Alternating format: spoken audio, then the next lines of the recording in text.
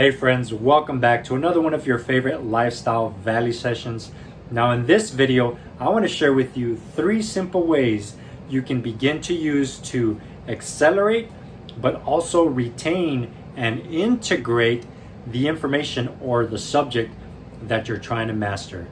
Now listen, I know there's been many in-depth psychological studies on how the human brain or the human mind actually learns or retains information. But as I mentioned, I want to keep this simple, actionable, which is what I try to do in my life. And so with that said, let's dive right in. So the very first one is obviously learning, right? We all know that in order to learn a subject or to study a particular subject, we have to open the good old textbook. Now, I know there's a time and place for paperback. There's a time and place for highlighting, taking notes, but my personal preference has been audiobooks. Now, if you don't love them already, you will, trust me, because I love the features of audiobooks. You can make digital bookmarks, digital notes. You can even save audio clips of the particular insight you might have had throughout the audiobook. Now, I also see audiobooks as kind of a way to be able to download the information as you go about your day.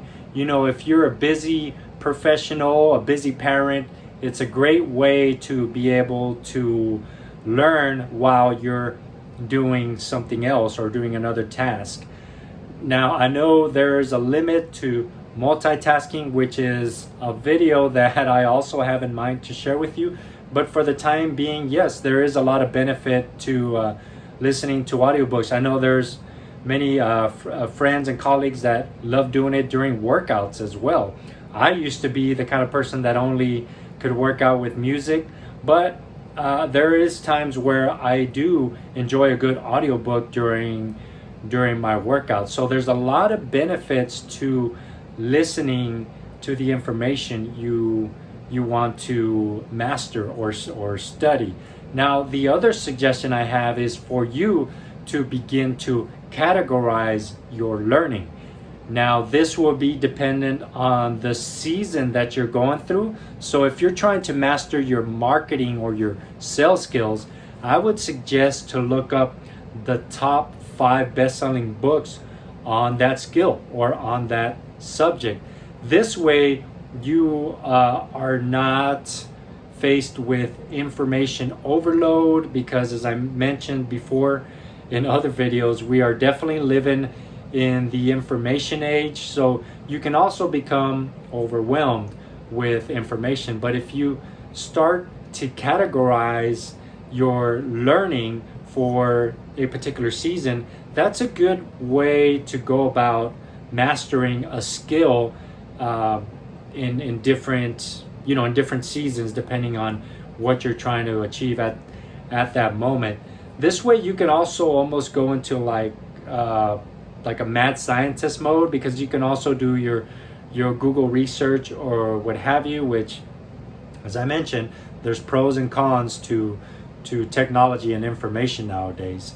But now let's go into step number 2, which is the doing part, right? I mean, we've heard many times that knowledge is power, but we all know that the ultimate power comes from the applied knowledge. So don't forget about the doing part.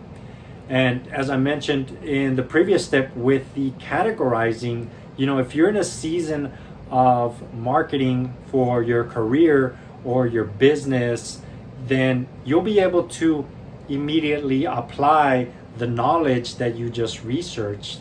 You'll be able to apply the knowledge that you just studied. And this is super important, because as I mentioned, we can fall into information overload. But ultimately, why are we studying a subject? Why are we passionate about a subject? Because we want to see a physical result, or we want to see a real outcome with our skills. So let's not forget why we are researching and why we're learning that particular subject. So as you do and as you apply the skills that you're learning, yes, you'll be able to get experience, you'll be able to get reference and feedback. And it's not going to go exactly as planned in the beginning or exactly as you learn the skill. This is where practice comes in. This is where you also get maybe coaching behind that particular skill that you're trying to learn. And of course, as time passes by, you will begin to master the skill. Now, the other step that I like to recommend is teaching the skill. Now, this is one that not many people take into account as far as something that can help you integrate the skill. But as soon as you begin to share the knowledge and your insights, your own personal experience, that's where I believe you begin to integrate the skill. And it's almost it almost plays such an important role as the doing part, because you can be helping a friend do a particular workout. So say you're studying a subject behind physical fitness, like how to improve your strength, how to improve your form during lifting.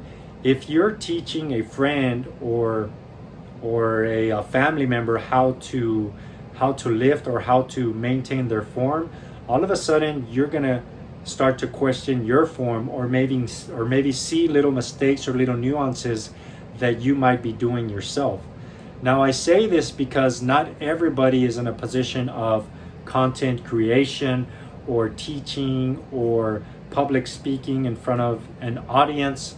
Now, for those people, it's going to be a lot easier to share and to teach the subject.